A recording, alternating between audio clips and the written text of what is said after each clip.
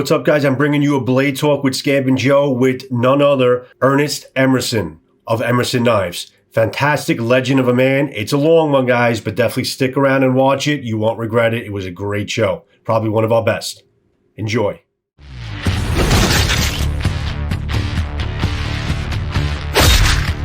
What's up, everybody? Welcome to Blade Talk with Scab and Joe. Sit back, relax. We got a pretty good show here.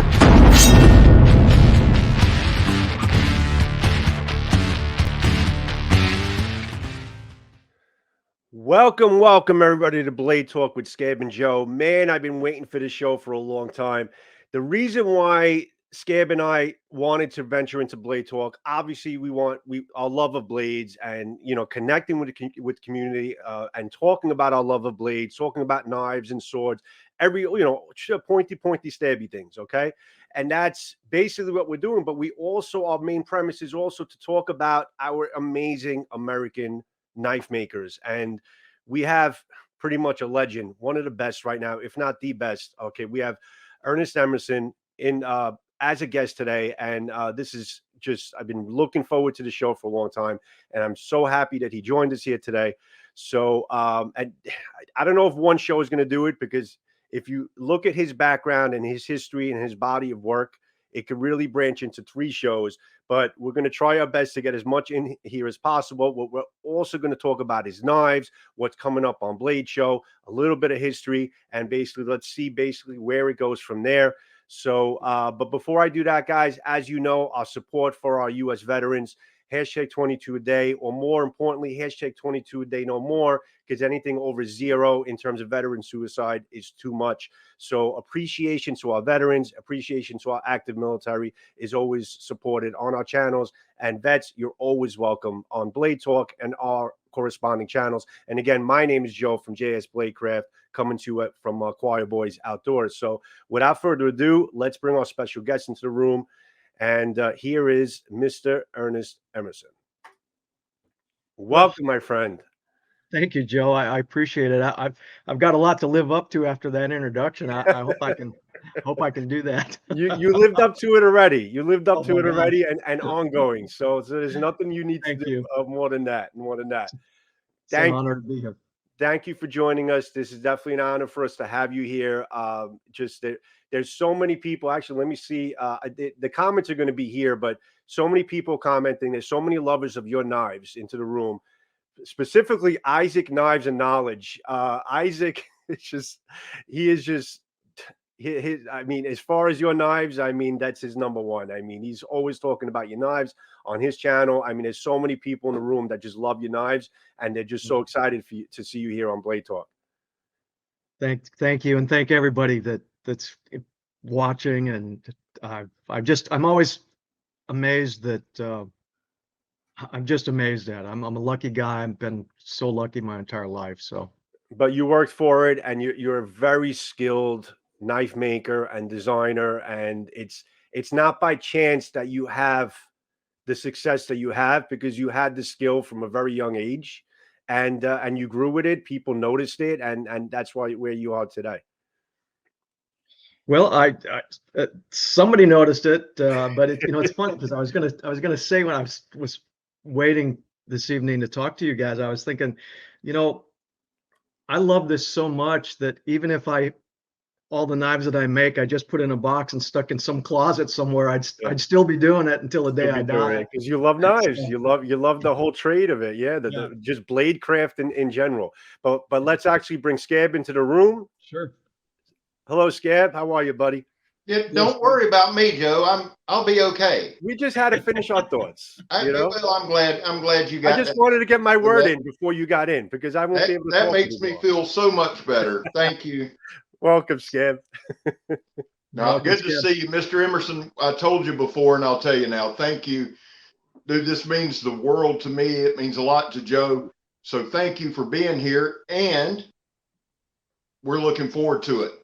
Well, you know what? You're very welcome. I truly appreciate the opportunity, and anytime we get a chance to, I guess, get the word out about furthering our craft, our love, our passion, I'm willing to do it anytime, any place, because honest, it's one of those things. It's kind of like, if think about this, guys, when you say, besides the American flag, one of the things that when I say patriotic legacy, what's America, the Bowie knife is right up there at the top. Yeah, when you yeah. when you think about that, I mean, that's how much a part of, I guess, our American heritage, knives and things like that represent. So I'm just happy that I got a chance to kind of carry that on. So Well, you've done more than carry it on. Scab, that's a cool chair you're sitting in there too. Oh, you like? Yeah, that's my throne. That is awesome. I might have to look into getting something like that. I think it would look nice. I think you'd look good in it. I really do. Joe's got in it. Hey, do me a favor, Mr. Emerson, if you would, just real quick. There's probably 0.5% of people that don't know your story. Give us a quick backdrop of how you got to here. Just a quick rundown of how you got started, and we'll move from there. Well, of course, I grew up in northern Wisconsin. I was born and raised on a farm. I actually was born in a log cabin that my grandfather built. It actually cost $42 because they cut the trees from the property where it was my grandfather's present to my mom and dad for their wedding. So I've always been outdoors. I've always been, think about it, because I know you guys are maybe not quite as old as I am, but you're from the same kind of generation. When you were a little kid, you used to have a jackknife in your pocket. I mean, it wasn't a bad thing to have your jackknife with you all the time at school and whatever. And so knives were always kind of a part of just, they were just a thing that I always had, just like you'd have a belt buckle on your belt. It was just like part of. We have our cell phones today. Yeah. Really, look where that's gone. But so anyway, always had a need for a knife and all that. So fast forward about 16 or 17 years, and the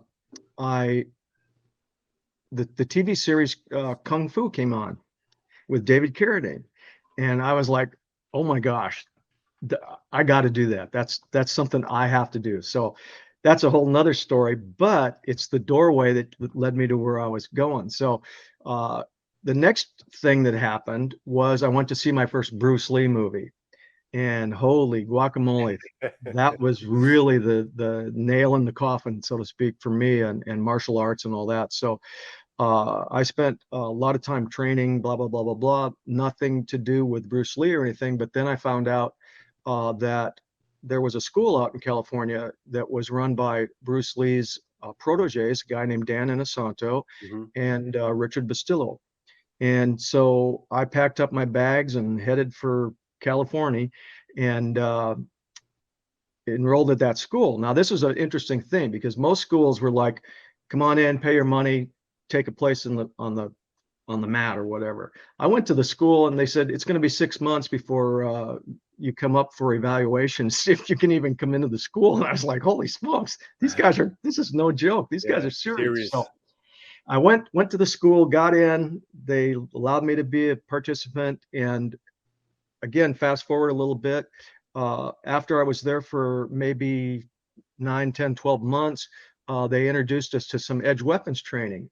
And at the time, they used the ballet song, the butterfly knife, because they were both Filipinos. So naturally, that was the knife that they used in the classes and all that. And the thing was, I was a starving student, and I could literally not afford to pay the dues sometimes and it was, get this, it was $12.50 a month. And so Dan, I'd tell him, hey, I don't have any money. And he'd say, well, you know what, clean the bathrooms up, sweep the floors, and we'll call it good. So that was the kind of situation I was in financially. And the darn knives were made by a company called Pacific Cutlery. And they were like $100 or $110 a piece. They were knives designed by Jody Sampson. And guess what? Pacific Cutlery became Benchmade.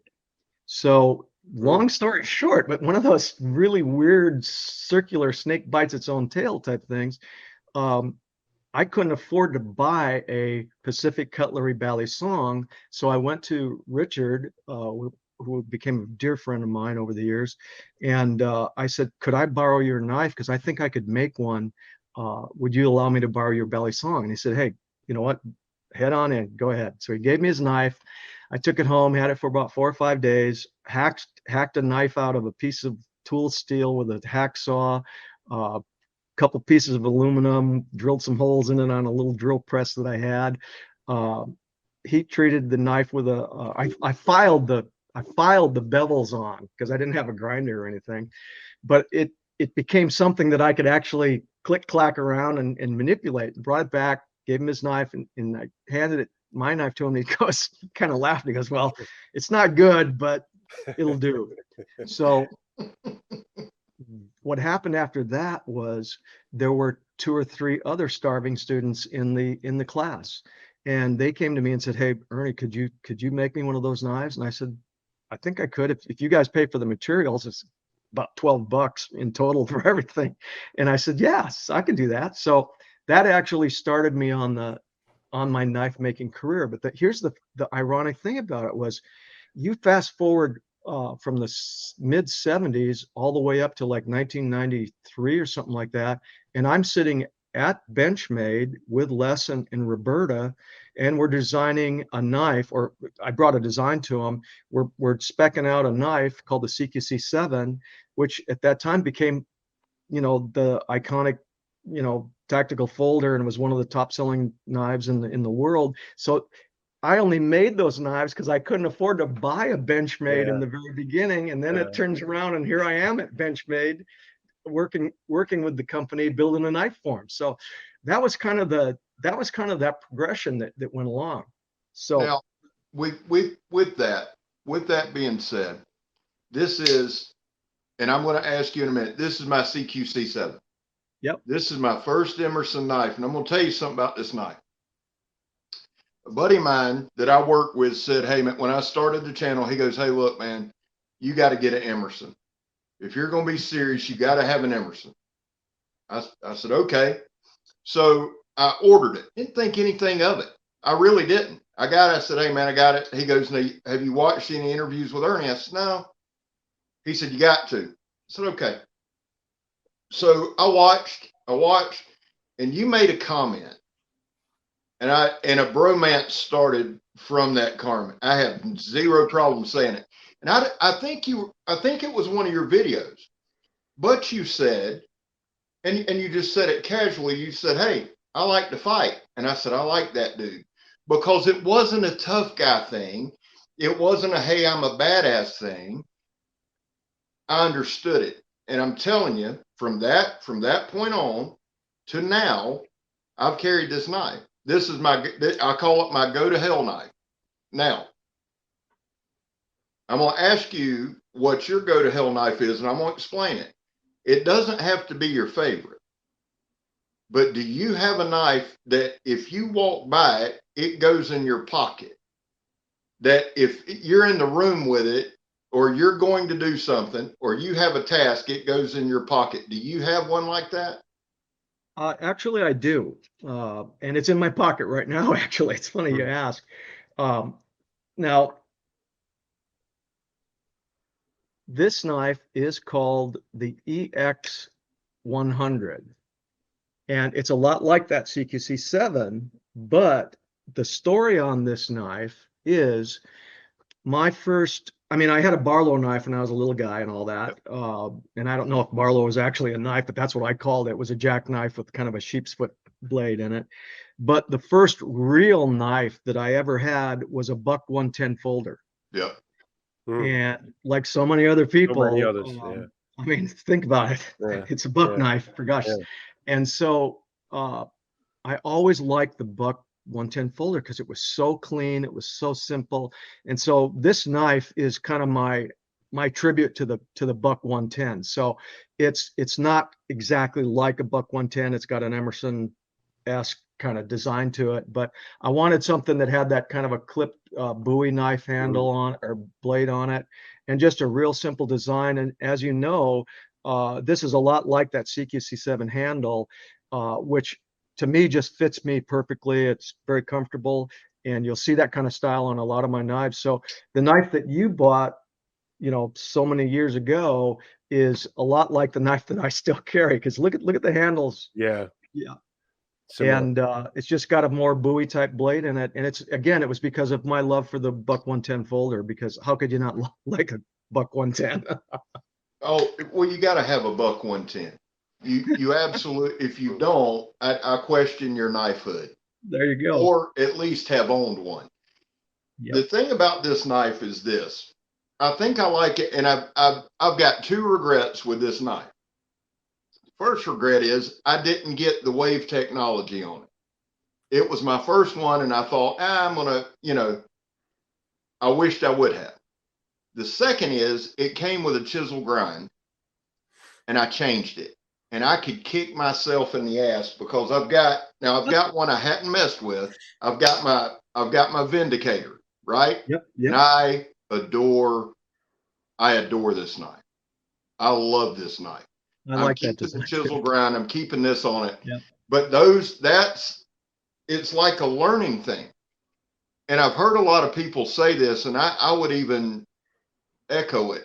You can't really appreciate one of your knives until you use one of your knives, if that makes sense. Well, I carry this knife everywhere I go, literally. It's one of those things where the chisel grind is not something that I came up with at all. There was a gentleman whose name was Phil Hartsfield, and he made probably what I regard as some of the sharpest, strongest knives that have ever existed. And his knives were Japanese flavored, if you will. They were his designs and everything, but he had a lot of Tonto type knives, and they were chisel ground, meaning ground only on one side. The other side was completely flat, but he didn't make folders. And this kind of segues into my first connection to the Navy SEAL teams. So if you don't mind me spinning that out, please, man, come on. Yeah, please. So Phil Hartsfield made those knives, and I was really enamored with them. They were super sharp, and they were super strong. They were made out of A2 steel, and he differentially heat treated them. You could pry up a manhole cover with them. They were that strong and that sharp. And so I know now, after the fact, I know a lot of the guys that were in the teams were actually getting some knives from Phil Hartsfield because they were so strong and so sharp. But I was at a local knife show in California. It was called the Southern California Knife Show, I think. And I was at my table, and three guys showed up at my table, and they were kind of scruffy looking, long haired, not squared away, not high and tight. And we talked for a little while, and they said, well, Ernie, we're underwater welders. And I said, oh, cool. That's excellent. That's an interesting job. I didn't even really know there was such a thing. And they go, yeah, we have to work on the oil rigs and stuff like that. So we do a lot of diving. But we'd like to get a folder that had some of these characteristics. And one of the guys pulled out a little Phil Hartsfield, kind of a short katana style, but short, and we talked about that for a while, and they said, could you make a folder and with this kind of blade in it? And I said, well, that's Phil's signature blade, and I'm not into doing that kind of stuff. And so they were adamant, and they said, we really want one, we think it'd be okay. So I called Phil up and talked to him, and I asked him and said, would you mind if I made a chisel ground knife? And he goes, Ernie, that's my signature blade. And I said, well, Phil, I'm going to make a folding knife. And for some guys that have some of your knives, they just want a folding version. And he goes, you know what? He goes, I'm okay with that. That's good. You called and gave me the respect to at least ask permission, and you didn't need to. And I said, well, for gosh sakes, why wouldn't anyone do that? And so anyway, Phil became a good friend of mine, but I made the first 6 knives with different kind of blade styles, not so much the Tonto and stuff like that. And on the 6th knife, these guys were like, that one's okay, that's good. And that became the CQC6, which was a knife that I ended up making for a lot of Navy SEAL team. Navy SEALs, yeah, personnel. I read that, yeah. Yeah, and so anyway, that was the start of my association with the underwater welders, because about a year went by and these guys had come up to my garage, because that's where I was making the knives at the time, in my garage at the house. And one day they came up and one of the guys said, Ernie, we haven't really been forthright with you about, who we are. And I was like, okay, where's this going? And they said, we're really not underwater welders, we're Navy SEALs. Oh, wow. And this was at a time when a lot of the Navy SEALs that was before the movies and all that other good stuff, and before the books and everything. And they said, we're attached to a special counter-terrorist unit within the Navy SEAL teams. And they didn't really give me a lot of details or anything like that. But that one thing led to another, and that introduced me to Dick Marcinko and his merry band of pranksters. And one thing led to another, and pretty soon, I guess it was just, we had a good time, because I never really told anyone who I was working with or what I was doing. And that was a good thing in their eyes, because they knew that, what they told me was, they said, we figure you're good wood. We've been around you enough that, you're not going to whore out our association or mention anything about who we are and what we do. And I said, well, I wouldn't. So anyway, that's the other part of the story that led me up to Benchmade, because Benchmade, when they approached me, they said, we want to make that knife you're making for the SEAL teams, that's CQC6, because the word, it's like anything else. Anybody who's in the military or something, you get a new gadget, the first thing you want to do is you want to brag on it. You don't have one, I've got one, but check this out. Yeah. So the word had already started spinning around, because I got a call from one of the guys at Benchmade that knew all about it. And I was like, that's funny, because I really haven't told anybody about it. And so he heard it through the grapevine, through the guys that were at different areas, at different whatever gear trade show type stuff. So they called me and they wanted to make that CQC6, and I said, no, man, I can't do that. I can't do that. That's my flagship knife. That's that's my baby, my firstborn. And I said, but I've got this other design that will give you a lot of what the CQ6 has. And I think it's probably a better overall user type knife for the person who's just a plumber or a carpenter or a rancher or whatever. And that was the CQC7. So that, it's just funny how these little streams, at some point, they always merge into the main river. Yeah. And I happen to be on a couple of those little streams and merge into the main river. Let me ask you this, because I've never really thought about this until you were just saying it.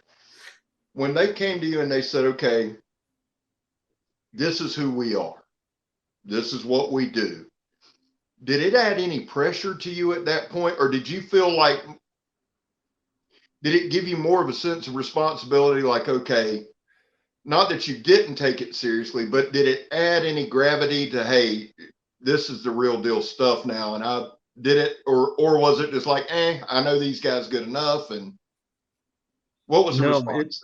It was huge. It was like I had been admitted to a club to be able to hang out with these guys and talk to them, and they asked me to make something for them. And think about it, because again, a knife is a tool.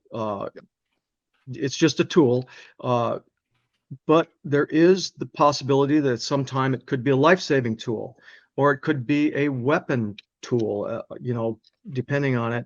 And so I realized that at some point that what I was doing, that someone's life could depend on that design, that knife, that build, that structural integrity, everything about it. And so, yeah, I took it extremely serious right from the get-go, because there was another factor that was in there. The team guys were my harshest critics by far, but they were my most ardent supporters. And so if I was doing something and it didn't meet their criteria or their standards, it was like, Ernie, what the F are you doing? This is a piece of, you know what?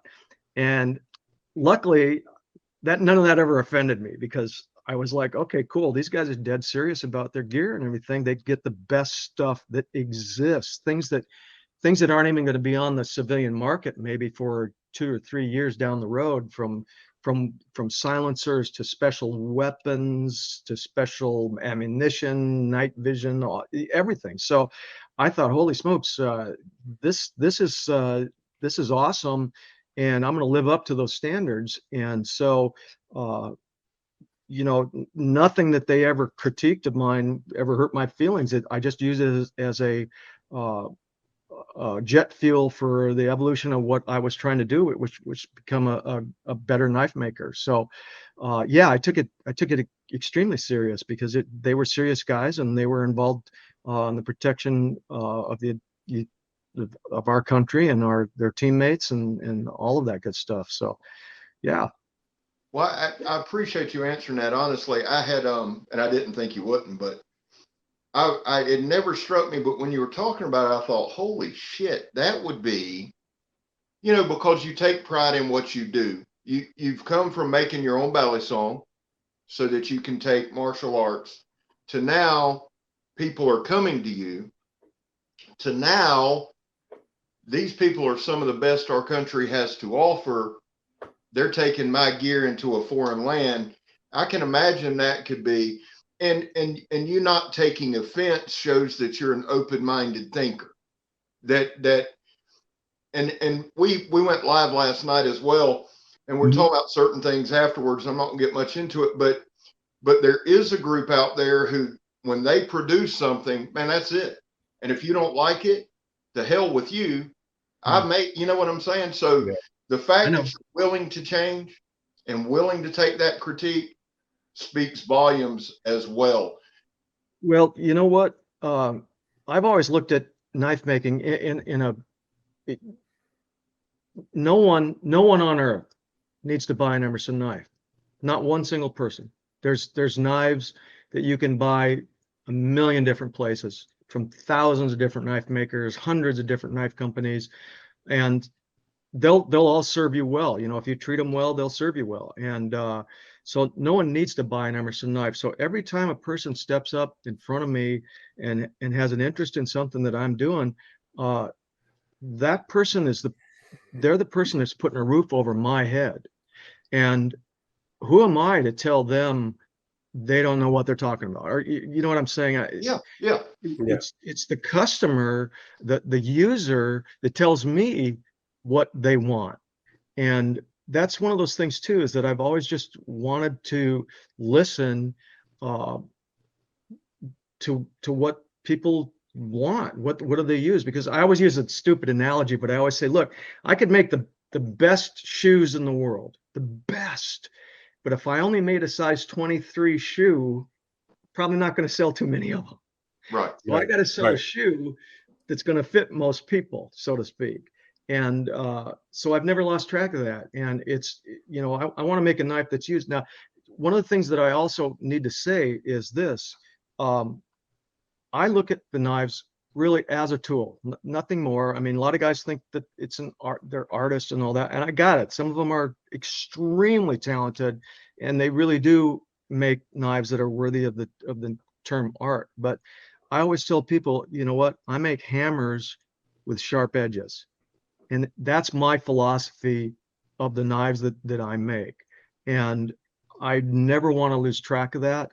I make some fancy knives, yes. There are some people that really want some of the fancy ones, and we'll talk about that in a minute, because I got a couple fancy ones sitting here. Yeah. But again, my blood, my heart, my soul is built around. If I can't beat the hell out of it, it doesn't go in my toolbox. And it's just the same thing with my guns and everything else. They're either shooters or and believe me, well, I don't want to get into that, because I don't want anyone knocking on my door, but I've got a few guns, and a lot of them I won't use because they're just too nice. So, you know what I mean? Right. Well, I'll tell you what, we're gonna move into what you're here for in just a second. But I wanted to tell you this. One, I love the knife, and it's not because you're here. It's documented on my channel. I've got 2 or 3, and I use my shit, and that's something we do quite a bit. The CQC8. But here's the thing. I'll say this too. If you throw this at somebody, it's got some really good weight on it. I'm not going to tell you how I know that, but this one, I got it. Listen, I had this knife a week, about cut these 2 fingers off because an asshole came around my truck while I was working, and the knife slipped, and it accidentally went upside his windshield. So it throws well. It's very durable, works well. But let's do this because we do need to transition. I want to give you your time. What makes an Emerson an Emerson? What is one thing that you do different than anyone else? And then we'll move into the different stuff. Well, you know, I was, again, I'm full of analogies and stories. That's so, okay. You know, I was a 1911 guy, and I love 1911s. It's an iconic American firearm. I love the mechanics of it. I love the 1911 design. Browning nailed it. And I always had those. But I'm telling you, the first Glock that I ever picked up, and this goes way, way back when they first started coming to the United States, I picked up a Glock and I was like, you got to be kidding me. He made this gun for me. It fit me like a glove. And it also had all of those things that I like, which are simplicity, great lines, just super simple, no gadgets, nothing on it. And so one of the things that I found in my life with all of the things that I have has been the ergonomics. And I always, and again, you know, this is me talking about my stuff, so I'm a little biased, I guess, but I think that the ergonomics of the handles has been probably the most important thing for whatever combinations of reasons. I seem to be able to design a knife that fits most people's hands. And I've really, one of the supreme compliments that I get above all is, God, it feels like you made this knife just for me, when someone walks up to my table and picks one up. And I hear that a lot. And I'm sure other knife makers probably hear the same thing too. But for me, that's like a hallmark stamp put on, you know what, that I'm doing the right thing. And so I think probably the ergonomics, and also the fact that because I was working integrally, I guess the way you pronounce it, with the guys from the Navy teams and all that, because I did a lot of instructing and that over the years. There's a certain size and length and all of that good stuff that, you know, a tool has to work in high stress environments and things like that. Because I'll tell you another quick little story. I've had guys that were other knife makers and all that sometimes come up and they'd talk to me, and it's like, you got to see this. I designed the ultimate police knife, and they'll pull out about a 18 or 19-inch Bowie type knife. You know, it's that long, and I look at it and I go, man, that's really a nice knife. But in my head, I'm going, you know what? That's going to sit on some guy's shelf. Yeah. You know, it's painted black and it's got, you know, G10 handles or whatever, but it's just too big. So even in the fixed blades that we've done for military and police, it has to be something that you're going to have with you, and it's not going to be a burdensome object that you need to fiddle with because it's too long or too heavy or too clunky or whatever it happens to be. And also the fact that I think, you know, U.S. soldiers have always carried pocket knives. There was lot of pocket knives developed all the way back to World War I and all the way back to the Civil War. So a pocket knife is something that today's soldiers, a lot of times, are not in full battle dress uniforms. They're not in all geared up, and they're in blue jeans and they're in casual dress and things like that. So I had to look at it and say, it's got to be something, and police officers also, same thing. It's got to be something you're going to have with you all of the time, 100% of the time, because I always use this dictum. You don't get to pick violence or an emergency. It picks you. That's right. So, you could be asleep in your bed, you could be at church, you could be out to dinner, you could be driving your car and roll up on an accident or whatever. You've got to have your tools with you at all time. And the same thing goes for guns. I don't want to talk in detail about that, but if you don't have a gun with you 100% of the time, you have it with you 99% of the time, guess when you're going to need that gun?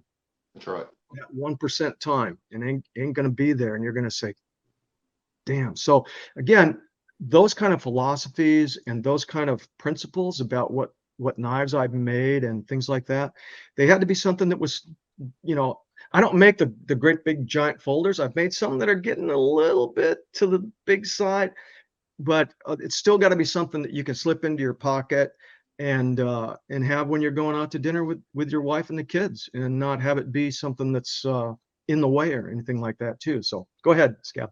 Yeah. Well, I'm sorry. No, go ahead. My son's I'll say this. My son's in the academy in Alabama right now. He was in the Marine Corps.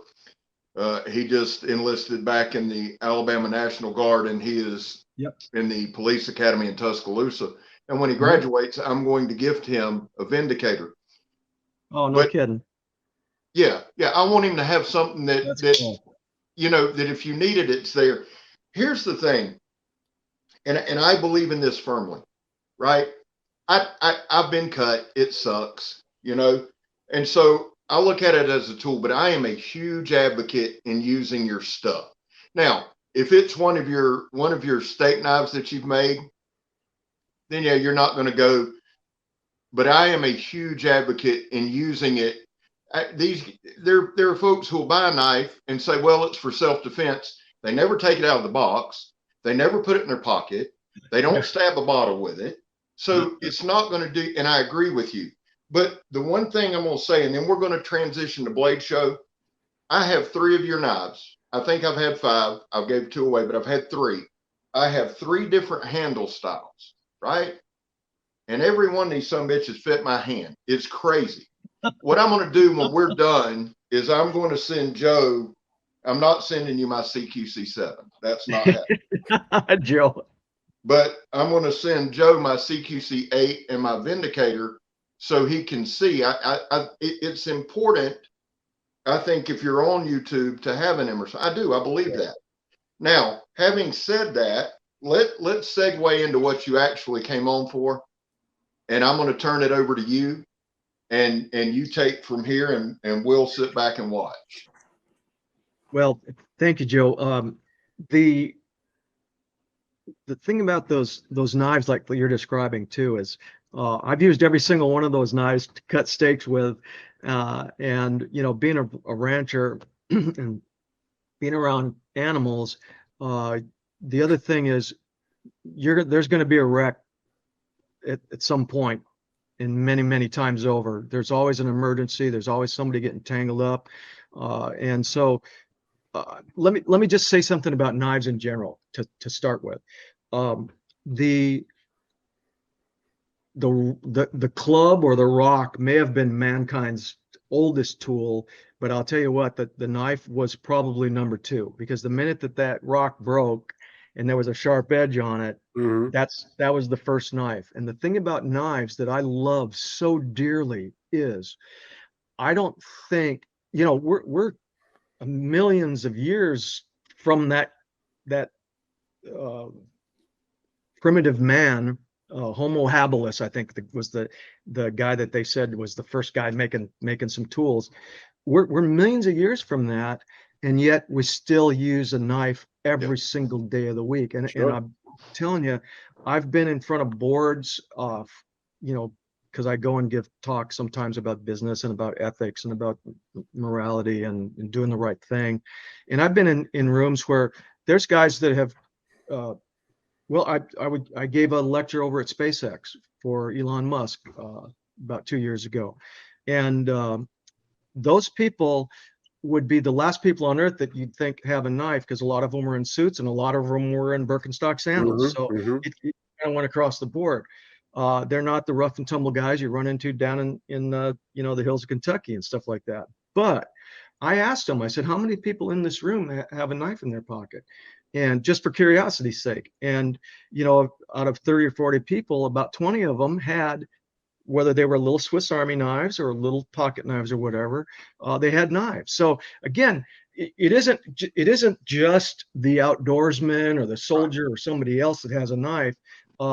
It's everybody, and it's a tool that I don't think will ever be replaced. I don't see. You could go maybe 1,000,000 years into the future, and there'll still be something you got to cut, and a knife's the only thing that's going to do it. And I think they might be made out of some exotic material that came from an ET crashed spaceship. I have no idea, but it'll still have an edge on it. And so again, to just be part of that whole mankind's oldest tool is to me, again, just a real I don't know, a heritage thing that I love. So blade show. The blade show is a really good indicator of how many people actually love knives, because you go to that show and I mean, there's tens of thousands. I don't know how many people go to that show on a weekend, but it's got to be 20, 30, 40,000. I don't know, attendees at that show. And that's just the people that can get to the show. Right. So, and I mean, it's everything. And it's really, really cool when a dad steps up and says, son, I'd like you to pick out a knife. And I'm looking at a little guy who might be 8 or 9 years old. And I'm thinking, you know what? That's a cool moment to be in.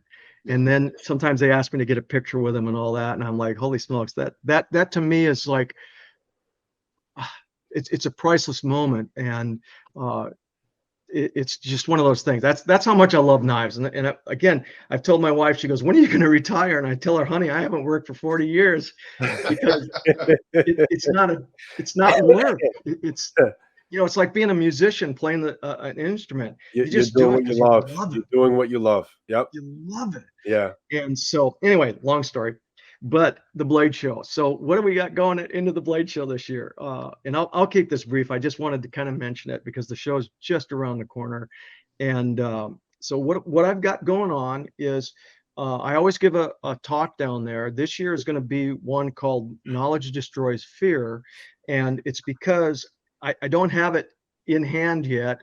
I'm racing against a deadline to get this new book out, but I have a mock-up of the copy of the cover called Knowledge Destroys Fear. It's got a foreword by Lieutenant Colonel David Grossman, and it's a big one. This one's 593 pages long, so it took me a while to put that one together. But it's about the journey of recognizing what fear is really. I don't know if you've ever read a book by Gavin DeBecker called The Gift of Fear, but it kind of put me on a trajectory to really try and understand what happens in high stress environments. Why are people hesitant to do certain things? What's the difference between a coward and a hero? And it's really just a choice. Bravery is being faced with a choice, knowing that there's consequences to it, and doing the right thing. And cowardice is being faced with a choice, knowing that there's a consequence to it, and doing the wrong thing because you don't want to face the consequence.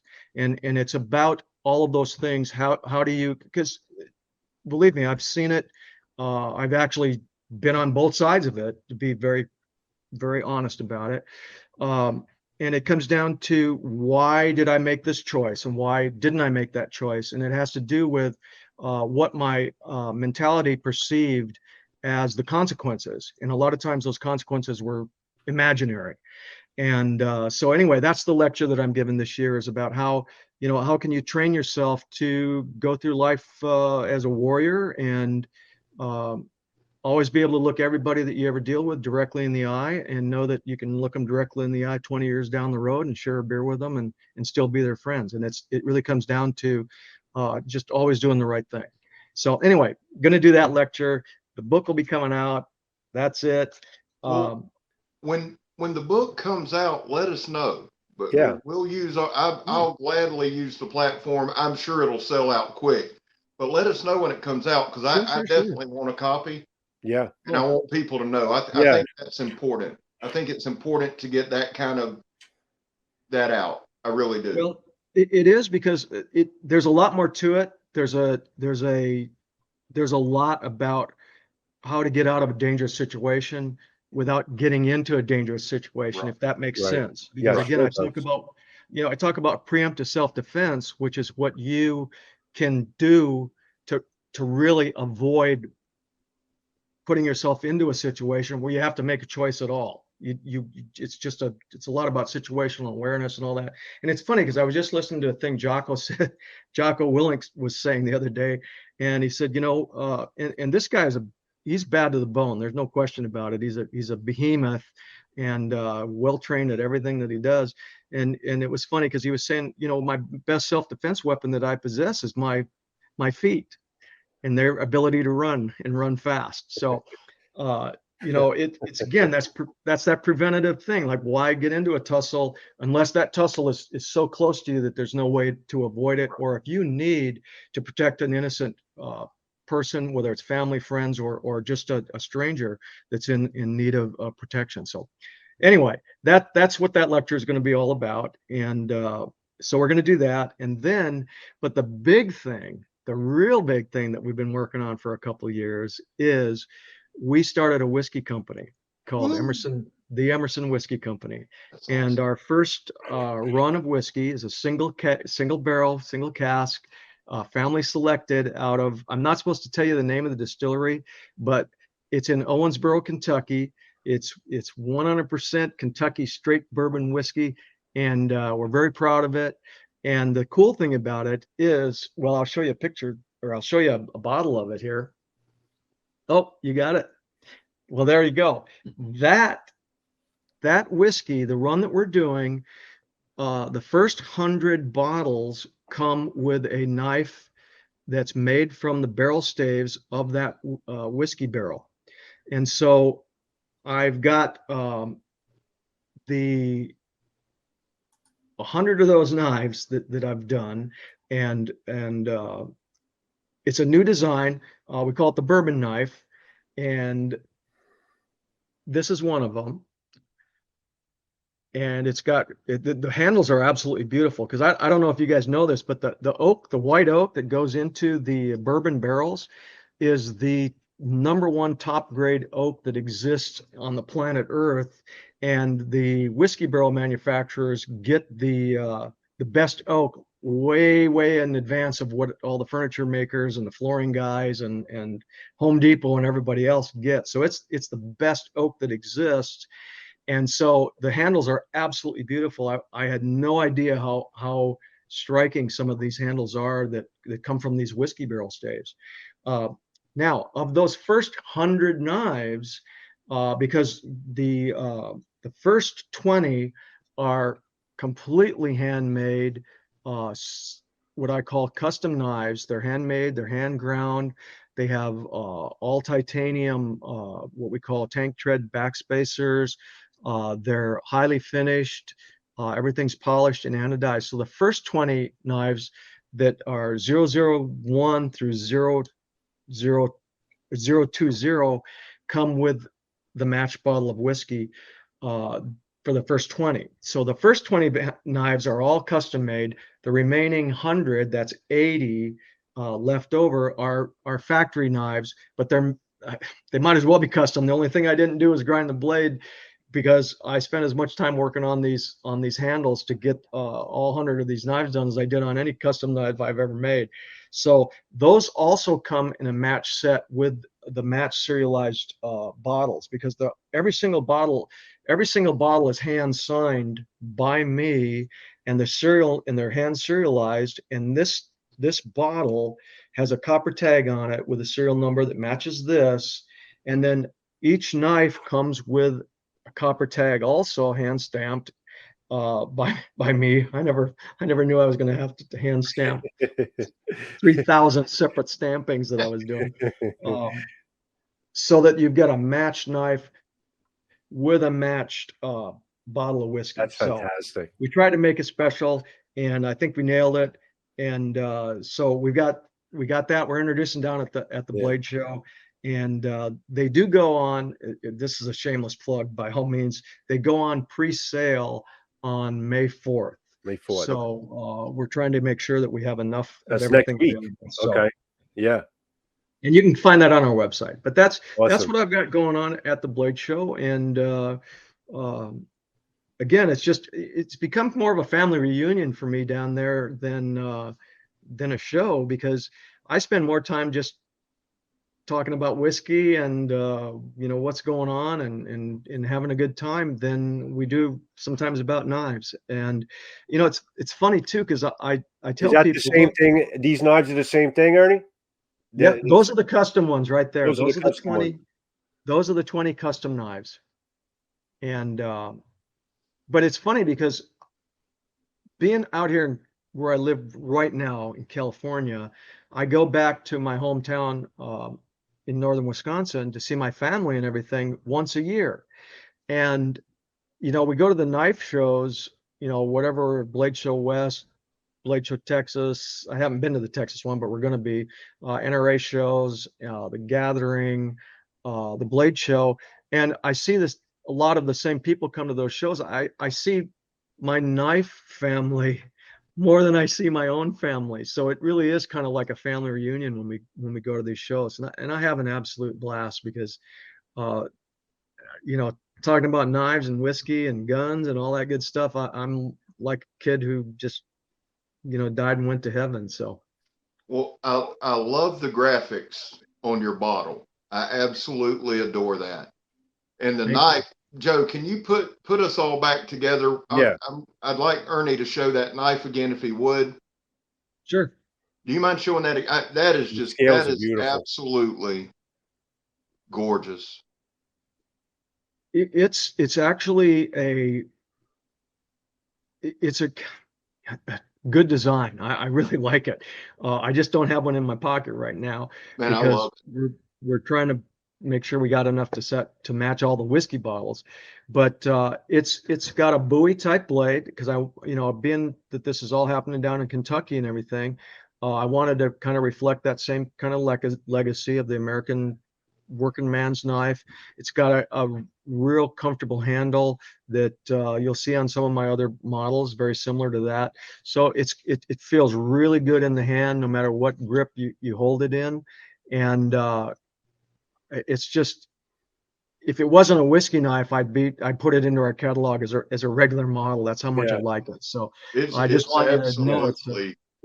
I think it's a good solid design. Ernie, so people are asking in the chat if I think you answered it, but you said it's going to be the bottle and the knife will be on pre-sale next week from your website. May 4th. May 4th. Yes, on May 4th. Yes. Okay. And we have a couple, 3 different packages. There's the custom knife and whiskey package. There's the production knife and whiskey package, and then there's just the whiskey all by itself. So if you're just a whiskey guy or just a knife guy, the knives can only go with the whiskey because they're serialized to match. So they got to stay paired up. But so here's kind of the deal. And I didn't mean to interrupt, but it's my show. No, you didn't. What I do. You're going to have some whiskey at Blade Show, right? Okay. This will be mine and Joe's first Blade Show. So I think it's only fitting that we have a sip of whiskey together while we're there. I think that's a fantastic idea. Hey, let me ask you something. Look at this shirt. Oh, I love it. There's just something about bourbon. Listen, your face your face, as soon as you started, lit up. That's a beautiful thing. So it just shows the passion. I mean, as soon as you begin to talk about the whiskey, your face just lit up. And I thought, because here's what that tells me. We got something going with that. That's going to be, if you put that much of your heart into it, that it makes you light up, and that you're confident about what you're putting out. That I love that. Absolutely love that. Well, and the knife. So we got two things, and as long as you want to talk, brother, we'll talk, because this is something I've been looking forward to for a long time. The book, which I think is very important, and then we're going to do May 4th. You're going to pre-sale. You can do the custom knife. Now, when you say custom, you did the grinds, you did all that. Yeah, that is 100% made by me, start to finish. That's a true. This will be a true Emerson custom. Yeah, it would be. It actually goes. The custom knives that I sell at the blade show, because we always have a lottery down there for the custom knives. Yeah. I put more work on these custom knives than I did on my actual custom knives. And that's not saying that I don't do a lot. I do 100% of everything on those custom knives, but because this wood started out as a stave of whiskey, or a stave of a whiskey barrel, I couldn't just take a sheet of micarta and things like that and saw it out and drill it. We had to do a ton of work on it. And then again, these are highly finished and highly polished. So these custom knives would be, they fall into a category that I kind of called the super customs, because just so people understand something about my knives, my custom knives are literally hammers with edges. Like I said earlier, they are not fancy. They're dressed down. They're bead blasted or sand blasted. I don't go finish them to a high polished finish or anything like that. And it's a funny thing. It's a funny situation that I'm in, because I look at knives that are absolutely stunning. They're beautiful. They're engraved. They have jewelry, jewels inlaid in them. They have, fancy, exotic materials and all kinds of file work and all that. And I go, damn, those are some really nice knives. I'm making these dressed down, sandblasted green micarta knives, and that's the same knife that I've always made, basically. And it was the customers that wanted to collect my knives, and I didn't make a knife with the idea, I'm going to make a knife that a collector's going to want to buy. The collectors or the users came to Emerson because they decided to, for whatever reasons it is. And so when you go down there and you come and see the custom knives that I'm doing, they're not impressive when they're in that blade show, along with several thousand really, really high class knife makers, but they're really good tools and people love them. And I've always made them like that from the very beginning. And so these are they're actually nicer than my custom knives, even though so I call them super customs, just to kind of make them. Well, but the custom, I would say this, and I say this honestly.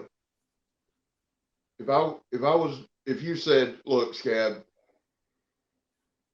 take your pick, you can have a custom or you can have a super, I want the one that's a tool. I want the one because I want to use it. And I want to say, this is one that Ernie made. That's, the nice stuff is nice, but I don't wear white. I wreck shit. You know what I'm saying? Whatever I touch, I lay waste to. So I would have your super custom and go to cut something and break that some bitch. And I want a tool. I want one that works. And I want to ask you a knife question. Yeah. Because I've seen you do something that I do a lot. When I go, if I'm purchasing a knife, right? Or if somebody sends me something to review, the handle has to be there for me. I've got busted up hands now, and so the handle, you can have the baddest ass blade in the world. It can be made of unobtainium and can cut steel, but if you can't hold that, some bitch, it's no good. Mhm. But you did something that I do a lot. If I take a knife and I hold it this way, okay, that's one thing. But if the knife is just as comfortable this way, reverse, as that's a keeper to me. And I don't know why, because I guess because of my work, I'm working in an industrial setting. I sandblast and powder coat, and I'm in a lot of odd positions, and I have to cut a lot. And there are a lot of times I have to hold a knife.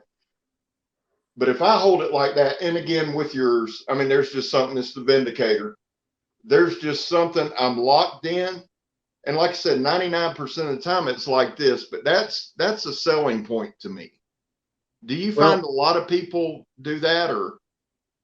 Yes. The way that I look at, and again, this goes back to the I always design the knives looking at them. They're a tool, yes, but if they ever have to be used as a weapon of self-defense or whatever, it's got to satisfy that requirement also. And that comes back to where and who I was working with in the very beginning, because their knives were actually tools, and they needed to be available as a weapon if it's a last ditch weapon, Right. if it came down to that. And so I always looked at the knife as, I might not get to pick the grip that knife's in. If I'm in a tussle with somebody, boom, and I drop it on the ground, I may pick up the knife like this. I may pick up the knife like this. I might have the knife in my hand with the edge towards me, because I don't get to pick how that knife's going to end up in my hand, potentially, if we're in the middle of a life and death struggle. And so I always designed everything so that it fit in all of those different directions. And it's funny that you say that about the Vindicator. You'll notice on most of the knives, almost all of them that I make, when I first started making knives, you won't see it on the CQC7, granted, and you won't even see it on the CQC6. But when I started with a knife called the Commander, you started to see this real deep choil. And we were the first ones, or I was, to kind of bring that to the table, because one of the things that happened was I was down at Gunsight. I used to go down there and teach classes and all that. So I was down at Gunsight one time, and they had this guy, and he was teaching these people how to use some knives, and they were stabbing into rubber tires and a whole bunch of stuff. And this one guy had a real nice knife from a well-known company, very good friends of mine, so I'm not going to mention her name, but he stabbed into the darn thing, and his hand slipped forward onto the blade. And sure enough, he did a real bad cut on these first couple of fingers. And I was looking at that, and I was going, you know what? I can't ever let that happen. Right. I cannot ever let that happen. And because I didn't want it to happen to me, for sure. Yeah. But I know who, and who was using my knives. And it could be, it doesn't have to be a soldier or anything. It could be a carpenter, it could be a plumber, it could be anybody. But there's a time when you might have to stab into something, and you don't want your hand to slip forward. You want that good positive grip, so it's not going anywhere. Just the blade is the thing that's going somewhere. And so that was again part of that evolutionary thing that has to do with understanding how a knife's being used. Yeah. And as a user, I've always looked at, there's guys that are, again, it's probably going to get me some hate going on, but there's people that I regard as graphic arts designers that make knives. And then there's the guys that are the good old boys that I get along with so well, and they're cowboys, and they're workers, and they're carpenters, and they're plumbers, and they make knives too. And I'm telling you right now, there's a difference between the knife that those kind of guys make and the knife that the graphic designers make. And the first thing you see is, like, especially on our knives and the user makers, is there's nothing on there that doesn't serve a purpose. Right. And there's nothing on there for looks. Now, a guy may put a real nice antler handle on a knife or a bone handle or something, but it's still, you can tell the guys that know exactly, you can tell the user designers or user knife makers from the guys that do the graphic design. And I got it. There's people that buy those knives and want to collect those knives. And that's all well and good, because if you're making a living doing that, that's fine. But just don't tell me that you're making a hard use knife, because, you know, when I see knives that are highly sculpted with all kinds of stuff on them and gadgets, and this thing flips out and it becomes a shroud cutter and blah, blah, blah, blah, blah. It's like, dude, you throw that in the sand and roll around in the mud with it for a while and then try and use it. Or, you know, again, I always look at one thing, and I'm sure that you guys know this, because have you ever had a machete where you've gone out and actually cut weeds and hack through stuff with a machete? I'm telling you right now, if you don't have calluses on your hands, you're going to get a blister. But you look at a machete handle, that is a knife that's hard. That's a hard use knife. Yeah. It's smooth. Yeah. Mhm. It doesn't have all kinds of cutouts and Yeah. gouges in it and humps and, you know, all kinds of checkering and all that good stuff.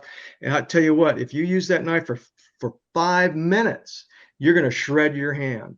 And so again, that's the difference between a thing that's being really used and a thing that really looks nice, but it should be just basically be honest with your customers and say, look, I got it. This is not a knife you want to take out and into Montana and go elk hunting with. Right.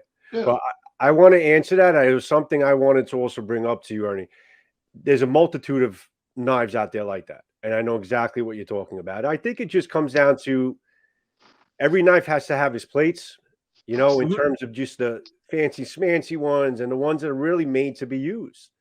And yes, there's a lot of people out there that false advertise them as being hard use, and they have, you know, like you said, they're all bedazzled and jeweled up and all that stuff. And I know exactly what you're talking about, 100%. Now, from hearing you speak and, you know, seeing your history and all that, I have the ultimate respect for you. I really do, and I'm just so impressed with you know, your love of knives and your passion for it. But something that really struck me, I was looking through your Instagram, and there's something that there's a post that you put up. And if I can, I'm going to put it up on screen and we'll talk about it. Actually, let me just get that on screen. And it really just struck me as something incredible, and really just showed me the passion that you're talking about doing this live is really pretty much in this Instagram post. Okay. You made up these designs and these books and this is pretty much all from your brain. These are all your designs for thousands of designs for as long as listen, I hope that you grace us with your presence past 100 years old, okay? But one day when you're not here no more, these designs are going to basically prolong the Emerson Knife Company. And I just, that struck me. I'm like, wow, this is a guy who's just completely dedicated to what he does and the future of his knives and his belief in the company. And I was like, wow, I've never seen anything like this before. I've never seen a knife designer or somebody in your place, an owner of a company, go to this extreme to want to further his company way long after he's gone. And that really, really impressed me. And if you could talk about that a little bit, that would be great. Sure. Yeah. Well, you know, we all have a finite end at some point, and we got to face that. And my company will be taken over by my children. I have 2 daughters and a son, Megan Gomez, Rachel Emerson, and Lucas Emerson. And by the way, my daughter's getting married this summer, so her last name will change. My son will still be an Emerson, but my daughter Megan, she runs all the marketing. My daughter Rachel is operations manager, and my son Lucas is in the engineering part of it, and all the computer stuff that I can't do that he can do. Yeah.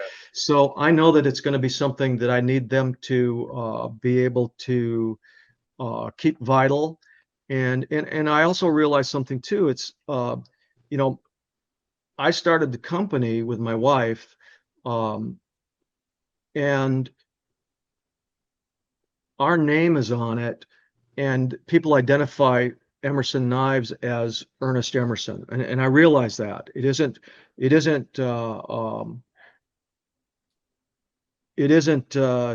Techno Whiz Knives, which doesn't have a personality. I made up the name, but you understand what I'm saying. Sure. Our company has a personality, and those knives need to reflect, I guess, a founder's legacy, if you will. And so again, it's not hard for me to have a couple of thousand knife designs, and it never was hard, because that's part of that whole thing that I love doing so much. Is I'll sit at home on a weekend, and sometimes I'll have 10 to 15 new knife designs, and it's fun. I get into kind of a, I don't know, almost A meditative groove. state, yeah, like a meditative state, yeah. And I can't actually get the knife design out of my head fast enough before I start working on the other one. So some of those pages actually have two knife designs on the same page, because I'll draw the and then make a copy of it. Can I show you now? This is my favorite design of yours. It is not an Emerson. I will have an Emerson. This is a zero tolerance. Yeah. This is my all-time favorite design of yours. Is it the Quaken? Am I saying that right? Nope. That is one of my original Viper knives when I first started making the hard use knives, and it was called the MV3, model Viper 3. And when when Kershaw and I were talking about the knife designs, I said, man, I've got this really, really nice design that I've only made as a custom knife, but it's really a nice design. It's one of my favorite knives. It's a fighting knife design. And I showed it to them. They said, oh, that's a cool design. Yeah. Do you mind us, making that one? I said, no, our company, we're not Kershaw, we're not Buck, we're not Gerber that's making tens of thousands of knives each month. We are a mid-sized company, and I've always wanted to keep our catalog number of knives in a manageable quantity, so that when we introduce a couple new models or a new model, I actually have to take a couple models out just to fit them in. And I never had room to put that knife in our catalog. So Kershaw said, we'll make it. And I said, excellent. Let's do it. I was, honest to God, I was hoping because it's very clean. One thing with me, Mr. Emerson, is this: the more a knife looks like a knife, the more I like it. And so the lines are incredibly clean. Everything's just kind of dope. It's kind of that, I guess, a clip. I just love, and I set it out here intentionally, hoping. Now, damn it, man. So I think you should make one and call it the SCAB model XV. We could probably sell millions, but this is my favorite. This is my favorite Sunday go to meeting knife. It just is. Oh, it's a beauty. He did a great job. The CQC7's just, if I don't have it on me, I can tell you where it's at. Yeah. But this is one that I do enjoy carrying on the weekends. What do you have a model that's a Quaken? Yeah. Is it similar? It's a little bit smaller. Okay. And the Quaken has a top line that kind of goes straight out, the handle all the way out to the point of the knife, and then the blade is below that top line, so it doesn't come down and meet like that knife. That intersection of point is just about on dead center. Okay. So the Quaken knife would be a straight line across the top, and then the edge comes up to meet the top line. Kind of a slight trailing point, maybe.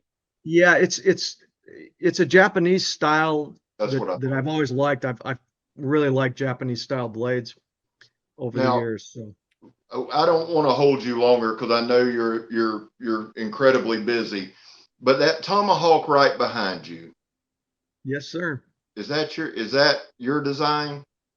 No, that isn't. And it's unfortunately it's wired onto the. I have it wired onto the wall, but that is a 1,000-year-old Viking axe. Wow. Seriously. And Wow. it's got the handle isn't 1,000 years old, but the head is 1,000 years old because I collect antique or antiquities. Let me show you something. I don't know if you'd be able to see it. You see that? You see that sword? I That's see a Yes, sir. sword. I see a yeah. sword. That is again, that's 1,000-year-old Crusader sword from the Levant that I rehafted with a handle on it. And I've got a ton of I've got a ton of ancient Roman weaponry, and I actually have an actual Roman gladius.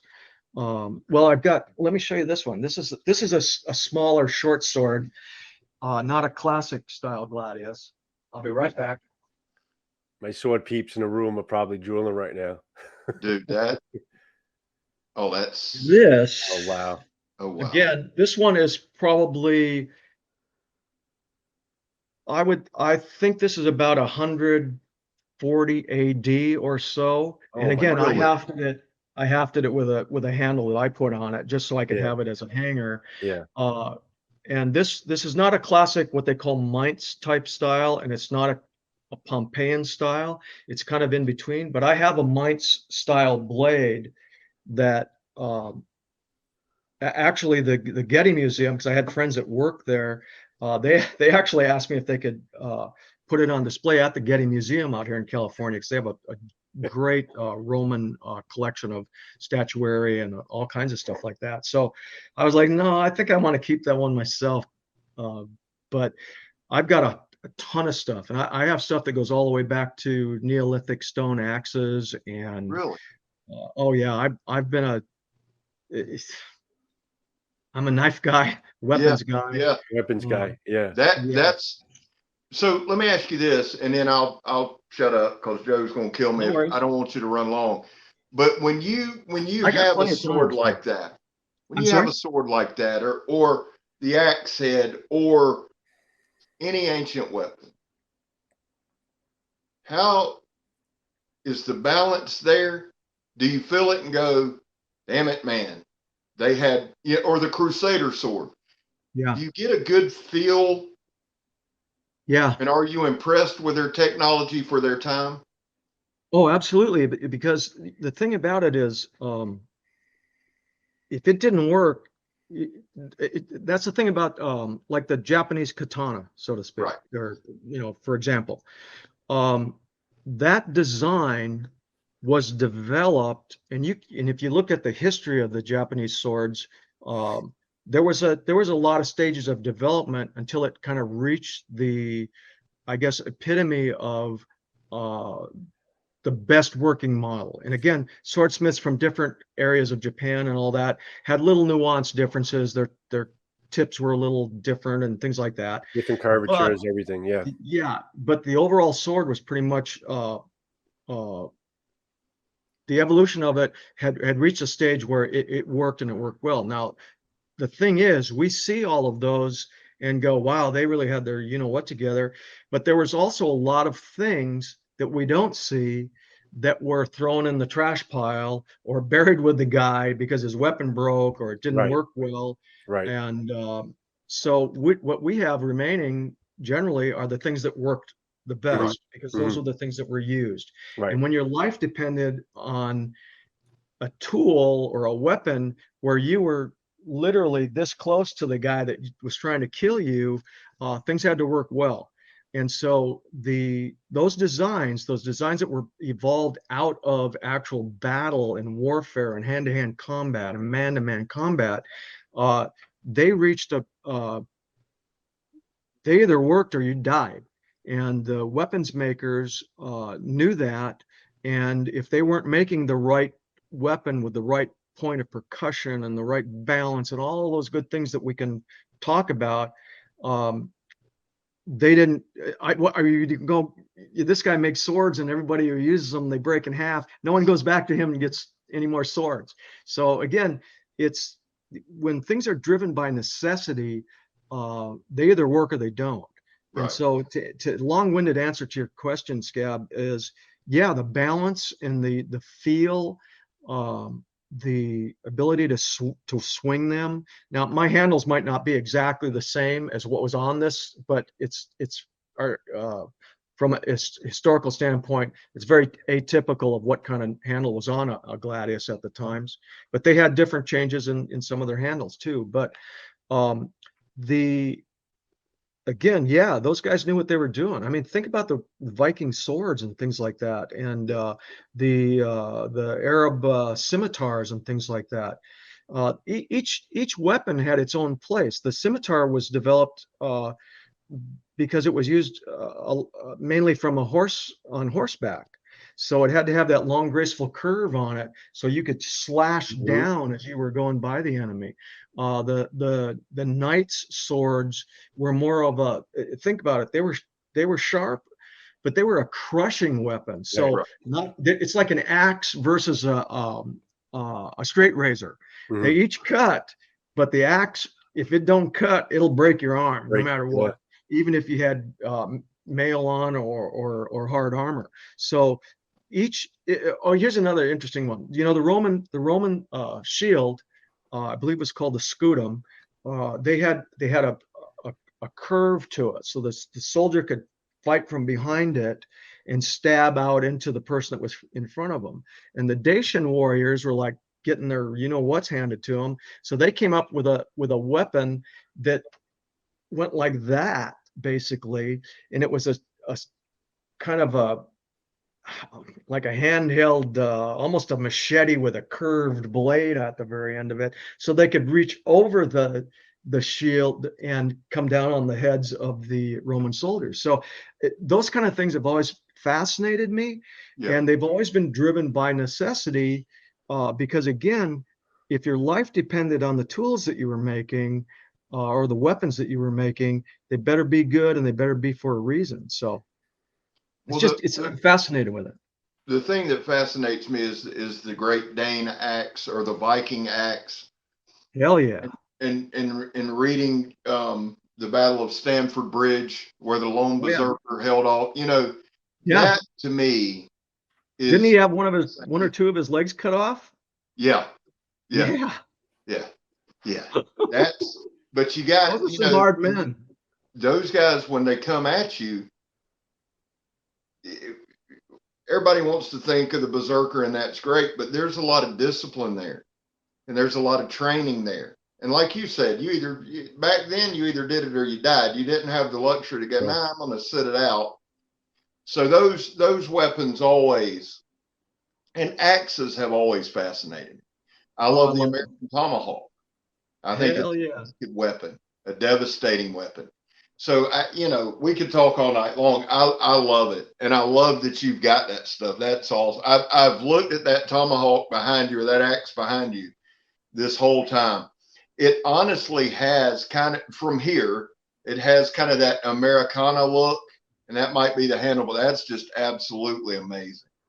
Well, it's awesome. Interesting too, because that is not what you'd call the classic one that you see. And then sometimes the movies do a disservice to the historical record, because they always want something that's more flashy and bigger, better, et cetera, et cetera.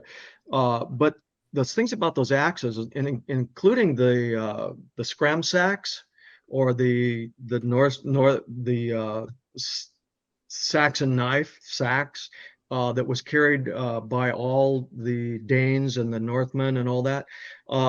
It was a weapon, but it was also their cooking tool and their utility tool and all that.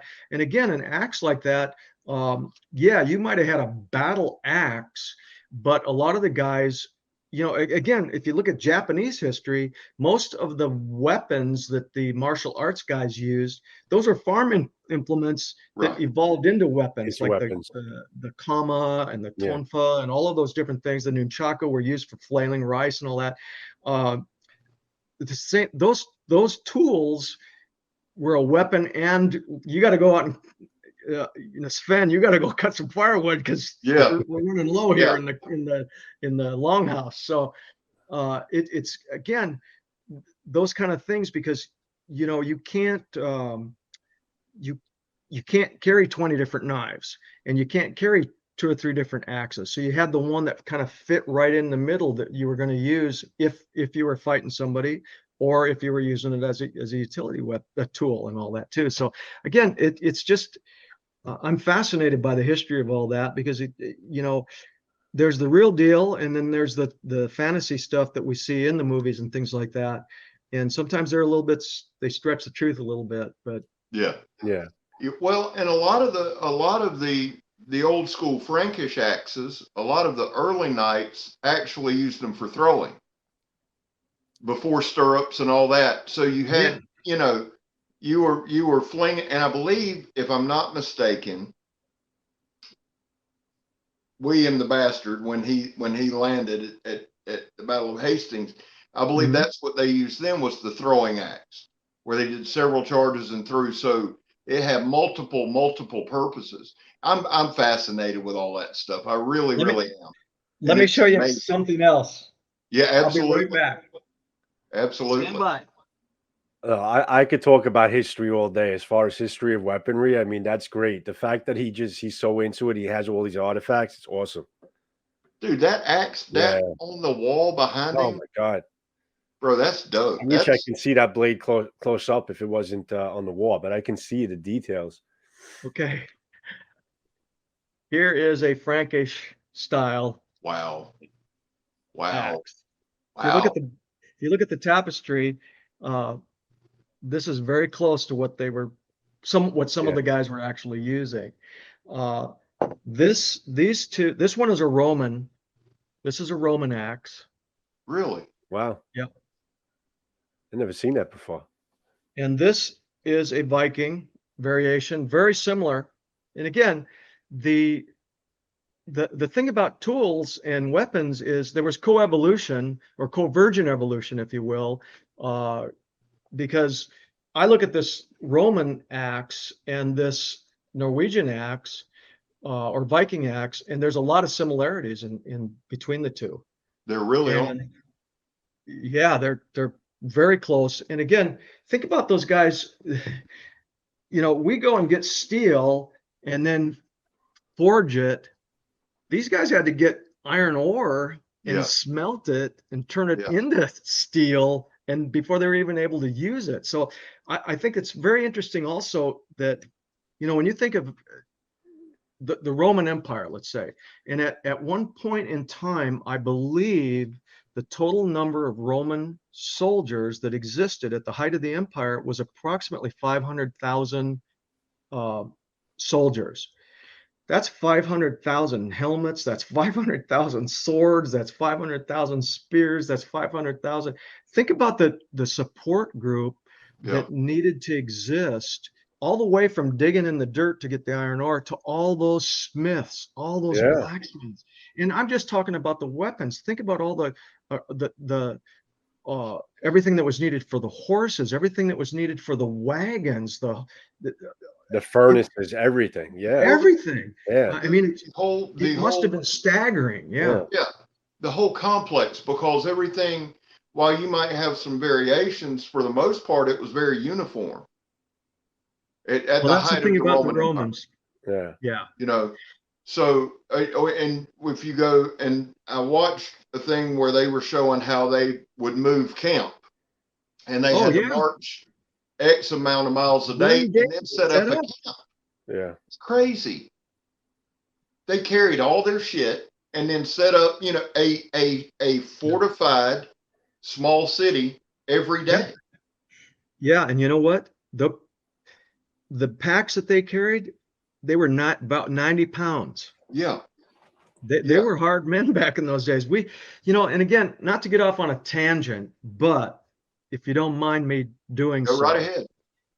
I think a lot of the things that we have as the ills of our society right now are because we have it too easy. Because if you're, and again, I don't want to turn on the hate button, but I'm telling you right now, if if somebody's worried if they should be called it or them or they rather than he or she, you got way too much time on your hands. If that's the thing that's eating at your soul, because I was listening to a guy the other night and he said, you go back 2 generations, you didn't have stress because every single moment of the day was stress because you had to work to see if you were going to have food on the table that night. Yeah. So they didn't bitch and they didn't complain and they didn't have to go see a counselor or go, whatever, because life was hard. And I'm telling you that it produced everything that we have today because those people persevered and they just chomped down on the bit and charged forward and never looked back. And I'm telling you right now, I think we have it way too easy if the things that we got to complain about are these things that really only exist basically on paper. The sheer will that you're talking about was lost to history. Yeah. It was lost to time. That sheer will in terms of what, you can't even imagine if people had to do what they did back then. We would fall apart. There would be chaos. Yep. And I know what stuff you're talking about. My grandfather's father was a dirt farmer in Mississippi. My grandfather grew up farming. He was a hard man. He loved me. He was an old World War II guy. I think seriously, when he died, he had a bullet in his chest, one in his back, and one in his leg. Never missed a day of work. Didn't believe in being late. Up at 4 every day. And it was just, you worked. That's what you did. Well, you worked until you died too. Yeah. And you get, yeah. But they live. The thing is this too. There's a kid that works with me, and he's 21. He doesn't have a driver's license. He said today I had him sandblasting today, and I went to lunch, come back, and he's in the shop. I said, "What are you doing?" He goes, "Well, man, I just couldn't breathe, so I came in here." I said, "Huh?" I said, "What?" The job's not done. I said, "But we can't." I said, he said, "Well, I think in a couple of weeks." I said, "No, you go stand out there and work, and you go home and eat and sleep. That's when you do that." But I'll tell you the truth. You see more and more and more and more of that. But there will come a time where that washes away. What's the old saying? Hard times make hard men. Hard men make good times. Good times make easy. It's cyclical. And I hate that, my kids and grandkids probably have to go through it, but it'll have to happen. Yeah. Or everything just stops. Yeah. And I pray to God that you're right about that. It is cyclical. I just wonder how long this cycle is going to last before we get back to serious business because, again, one of the things, I know what I wanted to bring up. And Joe, are you the computer guy?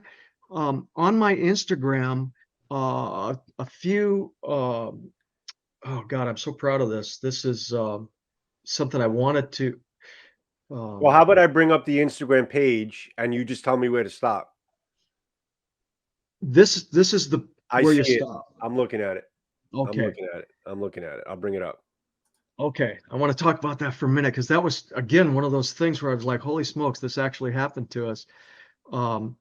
It's a book by my friend. His name is Nicky Ballou. I became a friend with him over the last few years, and a guy named Wayne Allen Root. And they wrote a book several years ago called the boycott, the Great American Boycott, or something like that. And they listed a bunch of companies that the top 100 companies not to do business with because of their ties to overseas manufacturing, China, Russia, whatever it happened to be. And they did a new book, and it's the top 100 companies, conservative companies in the United States to do business with. And lo and behold, we're number 18 on the list of the top 100 companies in the United States to do business with. And I just want to give a shout out that the book is doing real well for them. It was number 1 in its category on Amazon. And we're in there with,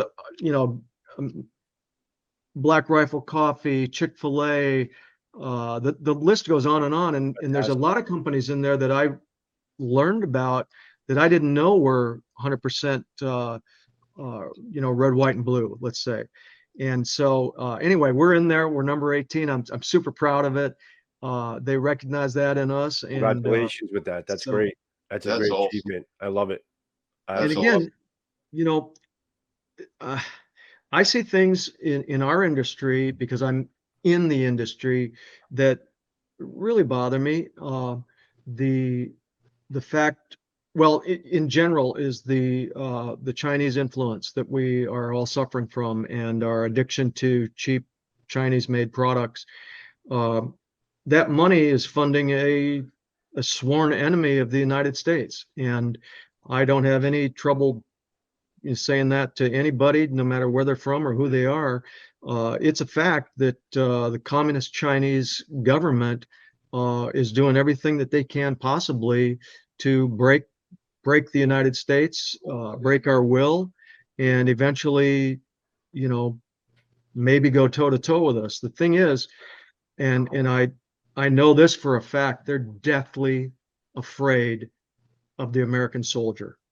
They know that the American fighting force, airmen, Navy, Marines, that we are the strongest fighting force in the world, and that our soldiers, when called to task, are the most formidable fighting men that pretty much have ever walked the face of this earth. And so they're doing everything they can to break us down and make those soft men, because they don't want to face the hard boys that still exist in this country. So again, I'm getting way too political. I'm sorry to get off on a rant, but you mentioned that about hard times and hard men. We still got a few of them. True. And here's the other side of that. There are still a lot of hard men in this country. Yes, there are. There's still a lot of hard working men in this country. The problem is, and will always be, and we'll veer from this in a minute, but you've always got the mouthy minority. And so it builds a perception, and you build that perception, and perception will become reality. But there's enough there that, and it doesn't take people, you hear this a lot, but revolution, all this stuff, it doesn't even take that. Just make a stand. You don't have to do that. Just stand and stand on what you believe, like you're doing. And congratulations on being on that list. Seriously, sincerely. Thank you. There's very proud of it. And that's awesome. And we're glad you're here. And anything you want to talk about, trust me. Yeah. We're good. Okay. Well, see, here's the thing. Thank goodness for these knife people, because I would say almost all of them are of the same ilk as we are. And that's another thing that makes it so much fun to be around people that are like-minded.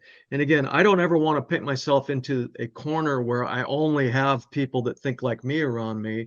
Believe me, in California, that's impossible to do, because I am a minority.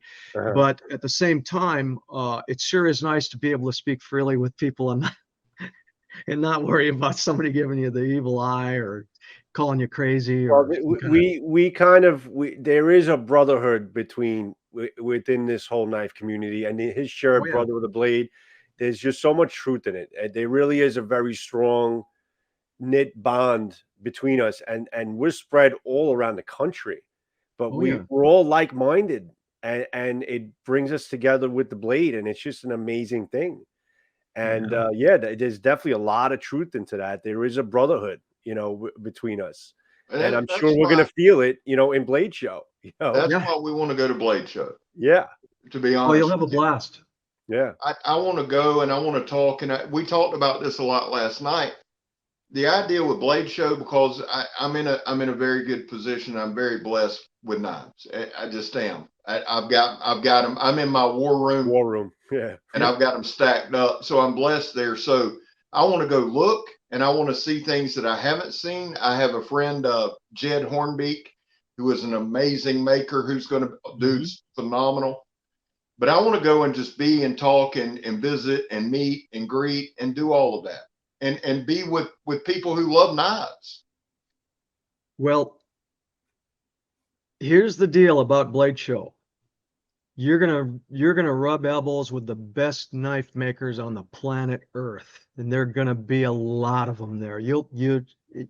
For you guys, it'll be like a kid in a candy factory. Yeah. But I must tell you this: Okay. do not miss staying after the show and going down to the pit, they call it, because now you're not at the show, but you're rubbing elbows with those guys and sharing drinks and swapping stories, and you get to really understand and know these guys like they'd be sitting at the bar next to you sharing a beer, and it is a blast. It is. I look forward to it so much because there's no table between you and them now. Yeah. Right. It's just a handshake That's and fun. You'll love it. Do not what miss we're going looking there. forward to the most. There's not one person that has experience with Blade Show that doesn't mention exactly that. That is the best part of the entire experience of being there, and That's it's awesome. and you're kind of just really reinforcing it once again. Okay. Yeah, that's great. You guys Yeah, are we're we're cool looking enough. forward to it. Yeah. And hopefully we'll get to meet. I know you're going to be slammed. I know you are. Let me ask you this about Blade Show, and so that I'll understand. You obviously have a table. The lottery is for your custom knives, but anybody can come to your table, correct? Yes, sir. The table is, we've got a booth actually, so we'll have our crew there, and my daughter, my son, my wife. My oldest daughter can't make it because she's got she's got calving and stuff going on at the farm, so she's got to stay there. But the rest of my family will be there, along with my dear friends from Kentucky who always end up coming over and helping us out with the booth. And yeah, we'll have a blast down there. And then we have our lottery, which is, I think, at 3 o'clock on Saturday afternoon. We have to have that in a. I've got a little story. You got a moment? Absolutely. Okay. So we started having our lottery at the Blade Show, gosh, 20 plus years ago. And it got to the point where there were so many people at the lottery, which was at our booth, that there were people that were an aisle or two over who were at the lottery, but they were in front of other knife makers' tables and all that. And people couldn't get to. I'm interested in Bob Jackson's knives, and I can't get to his table because all these crazy Emerson people are crowding into there. So Blade said, gosh, what are we going to do? What are we going to do? So we got to the point where they said, well, the only thing we can do is move you guys off site. So they give us a ballroom where we can go and have our lottery. Nice. And we have a blast there. It's all Emerson people, and it's all the knives, and we have a lot of libations, we'll just say that are available. And you got to see it. Whether you enter or not, you got to come and see it at least one absolutely. time. How do you describe it, Ernie? Which room would it be? Do you know the actual room? I don't, but it'll be listed at our we'll booth. Find Yeah, we'll find Trust me, we'll find our booth will have the it's just remember the time, because it's at 3 o'clock on Saturday afternoon. So but yeah, sometimes there's been times when we've had over 1,000 people in the lottery, and I'll only have 40, 45 knives available. So it's a phenomena. Again, I've just been super lucky to be in the right place at the right time, and it's just a gift to me. I'll never take it for granted. One of the things that I want to say to the audience is, I only get to do what I love to do because you guys are interested in what I do. And if it wasn't for you people that have decided for whatever reason that you wanted to come and get an Emerson knife, I wouldn't be where I'm at today, and I wouldn't have anything. I will never, ever take that for granted, and I won't exploit it. And I always treat it with kid gloves and with all the respect that it's due, because without the people that are interested in my knives, I'd be a guy with a closet full of boxes of handmade knives. Yeah. Well, they do it. I can tell you as an Emerson fanboy, and Ain't nobody gonna say anything about it. I always have. They do it because of you. The knives are phenomenal, but it's you, and it's your genuineness. It's your passion for this community. It's your passion for knives, and it's your genuineness. I can tell you why they do it. And there's something about a buddy of mine, DJ Horn, and I'll make this quick. DJ is in the industry, right? Yep. He introduced me to Miss Claire, Robert Young Pelton's daughter, and Bill Harsey, and all that. Yeah. And so I text DJ today and I said, hey man, Ernie's coming on tonight. And so there was like about a 5-minute pause, and he said, dude, that's big. And I said, yeah. And then he shoots me about three paragraphs of what I needed to do on Instagram. He's like, bro, you've got to do this. And I started laughing. I said, man, we got it. He goes, you know what to do.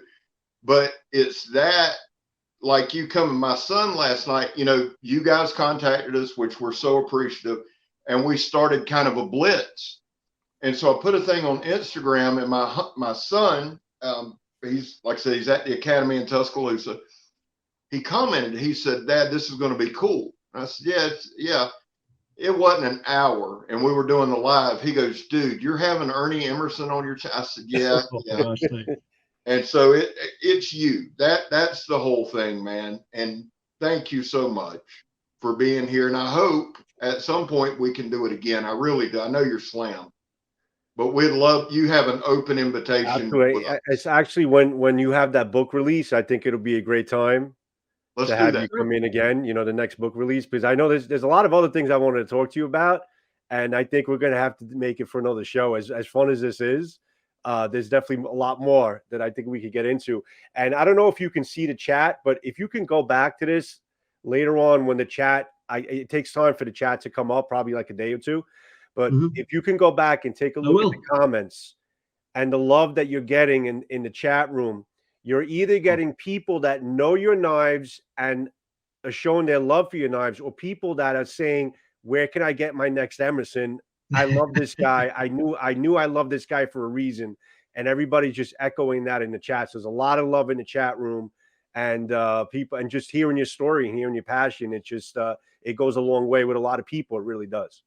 I literally just got a text while I was sitting here. I read it from my boy Dale. He said, so what you're saying is my first Emerson needs to be a CQC 8. So how about Mr. Emerson? Why don't you answer that? If you were going to recommend one of your knives, now Dale's about my size. He's not as good looking, but you can't. Big boy, big hands. If you were recommending a knife to someone, what would you say? Hey, your first Emerson should be. And I'm open ears too. Well, the CQC8 was a knife that I developed for the British SAS. And because the guys that I was working with at the time, you know, it's funny, and without getting into a lot of the craziness, and I'm not trying to cloud it and secrecy. You're fine. But there really are, if you look at the movie Mission Impossible, there really are international partnerships with different special forces units. And so they cross-train and they go on missions together at different times. And at the time that this was going on, there may have been a little bit more of it, because it was when the breakup of the Soviet Union was taking place. And there was a very, very high concern about the probability or possibility that nuclear material might fall into the wrong hands, to the highest bidder, so to speak. And so a lot of these groups were put together, units and things like that, that had to be able to work internationally across borders and things like that. And I just so happened to be, I guess, I don't know how to say it. I was working with some of those units, not as an operator, but doing stuff, doing a little training here and there. And the SAS wanted a knife, or at least the guys that were in this unit wanted a knife that they could call their own. And so I developed that knife that's a fighting knife. There's no question about it. It'll work good as a utility knife, and I know guys that have skinned deer and everything else with it. But that CQC8 is that's one of my original designs, and there's nothing wrong with that knife. I would take it any place, anytime, anywhere, and feel confident that it was. I carried a CQC8 for a long, long time, and used it for everything under the sun. You could have 100% confidence in that knife as being a useful tool and a lifesaver if it ever had to be. Now, real quick, and then I'm gonna have to adjust something real quick, but real quick, and that's kind of a kick-ass thing. You not only made these for operators, but you trained them how to use them, correct? Yeah, to a degree. There were several things that I did. I was the lead hand-to-hand combat instructor and edge weapons instructor for a group. It was called GSGI, Global Studies Group Incorporated, and that was made up of a lot of plank owners from SEAL Team 6, and we traveled all over and did classes and taught everything from, shooting skills. I wasn't one of the shooting instructors, but my skill set was hand-to-hand combat and edge weapons. And so we went around and trained all kinds of different units, from prison guards to personal protection people for the owners of Microsoft and different companies. I mean, it kind of went across the board. We did security analysis for areas that needed evaluation on how good their security was, and a bunch of different stuff like that. So yeah, I did a lot of that training, and then also after that kind of wound down, some of the guys went their separate ways because life happens, and then I started my own training program, and I've taught classes all over. I taught, one of the things I did is I went over and taught the guards at Parliament in England that guard Parliament, and a lot of other people that were over in Europe and things like that. So yeah, there's a whole aspect of that, and again, it's I was it's funny you brought that up at the very beginning, Scab. I love to fight, and that doesn't mean that I'm a bully or anything like that. I look back even when I was a young man in high school even, and I got into a few scraps here and there, let's just say that, but it was always on the right side of things. It was when the bully was picking on somebody that it's like, no, I'm not going to put up with that. You want to fight somebody, I'll fight you. And those were the things that I guess kind of, when I said that, I like fighting. I actually do, and I've never been able to figure it out. But I've had my rear end handed to me more times than I can probably count. And but it's something that I've just I don't know what it is. I don't. Maybe it's the Irish thing. I don't know, but the Irish in you. Well, I don't know where I'm going with that, but it's a challenge. Oh, it's the how much can you take? Yeah. And keep going. How much can you take? How much can you dish out? How does it end? There's going to be people watch this and misunderstand that completely. They don't get it. But then there's going to be a large group that watch this channel that go, I know what they're talking about. They're not trying to be tough. It's not, it is in a sense, but it's not trying to, it's not the perception of, I'm a tough guy. That's not it. It's a personal thing. It's a personal challenge to see what you're making.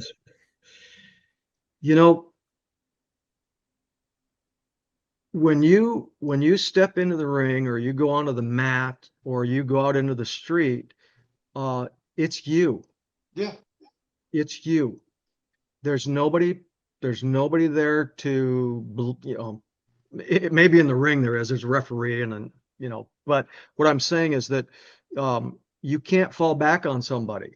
And again, for me, that's always been the greatest challenge, is to know that the self-reliant, self-sufficient, I think that's part of that. That's part of that American heritage too, is like the rugged individualist, the self-reliant person that's like, you know what? I see a mountain range over there and we got to get this damn wagon over that mountain range. So we best get to it because daylight's fading. And that, I can't do that now. So maybe I met my challenge in that manner. I don't know, but I've a psychologist will probably be able to tell you how messed up I am, if you will, for being that way. But I've never done anything that I've regretted. I've never in a fight, even in a barroom brawl, the minute that a guy ever said uncle or you know what, I've had enough, I stopped. And because what's the point? If I didn't live by a code, then I'm a bad guy. Yeah. And again, that's something that in the books that I've written, I stress that so strongly, that we have to live by a code. We have to have a moral compass. We have to have a set of strong ethics and morals, and we have to believe that we are here for a purpose, that God created us, and He gave us the rules that we should live by, and we should follow them. Because if we all followed those rules, it'd be a lot better. It'd be a lot better place to live. Let's say that. I agree. That's a fact. I agree. Well, listen, we've gone about 2 hours, and I don't want to keep you anymore. I'm on your website on the other page right now, by the way. I'm just looking at you. Listen, I say this sincerely. I hope you'll come back. Yes. I really do. Sure. I love to talk. Mary says that's my greatest weakness. It's when somebody gets me talking. Hey, we're right there together. We're right there together. It would be an absolute pleasure to have you back on the show with us, especially let's make a plan. When there's the book release. Not like you need our help, but I would love to be able to talk about the book and show the book and all that. Sure. Anything that comes up. I mean, you know how to reach me, so just reach out, and then we'll love to have you on, and then and people will love to see you. That'll be great. Well, I hope they do. I hope that people have enjoyed the time we spent together. Oh, they did. There's just, like I said, there's a lot of love in the room right now in the chat, and there's people that are on your site as the show is going on and checking out your knives. It's pretty funny. Like, you really got it. I've been reading the whole thing. Throughout the whole thing, and it's been great. It's been a lot of support on the other end as well. Well, that's excellent. I'm glad. Yeah. Well, I want to thank you guys for having me on, because again, the other thing too is I still will go to a new show somewhere, like when a show will be in a new venue. They have one, the Blade Show West. They moved out to Salt Lake City, and we will still, and again, I don't think we're all that, but it's always a reality check when people come up and go, Emerson Knives, are you guys a new company, or how long? Never heard of you. And so it really is important when we have an opportunity like this, where you have a big audience of people. There's people out there that have never heard of us, and so I really truly appreciate it. It helps every single time something like this happens, and it really is important to us. I want to be able to have my kids be able to make those designs that I got in those books. So you guys are helping us ensure that. That is awesome. Yeah. Well, you are welcome anytime. Listen, Forever. Thank you. Joe, brother, why don't you sign us out? I'll let you guys finish up. Ernie, if you have any last thoughts, share them, and I'm going to sit here and watch y'all. My last thoughts are thank you guys. Thank everybody that is out there listening. I hope you had an enjoyable time, because Everybody did. We love your knives, and I think before this show, I loved your knives. I love the look of your knives and everything about them. But you as the forefront of the company just makes me want to love your company more, because of your beliefs and just basically what you bring to the table is fantastic. And I have yet to meet another, knife maker like you. It's been really a thrill, to hear you talk and hear your passions, because you're sharing your passions like we do as people who love knives. So it's you're not just in it just to do it. You're in it because you love what you do. And I could see the smile on your face from, like Scab said, from the minute we kind of came on to the end, and that's great. So thank you so much for joining us. Definitely let's do this again. Really looking forward to shaking your hand at Blade Show. Oh, yeah. And we'll definitely meet, at some point and having a nice shot. Yeah, absolutely. Absolutely. So without a doubt, definitely without saying. And to everyone in the chat room, thank you for sticking with us. Yeah, guys, I didn't think we were going on for 2 hours, and we've been on for over 2 hours now. So thank you for everyone for sticking with us the whole time. Thank you for everyone overseas, Steph Klaus, JR, for staying up late. I know it's like 2, 3 in the morning for you guys there, and I appreciate you guys for staying in the room with us. Hope you guys had a great time. I know we did. And I'm going to sign it off. Again, thank you. Thank you, Scab. Guys, stay on when I end the broadcast. And everyone, have a good night. And until the next Blade Talk, we'll see you when we see you. All right? We love our knives. And we love everybody. And we love Emerson. All right. Have a good one, guys. Have a good night. Ciao, ciao now.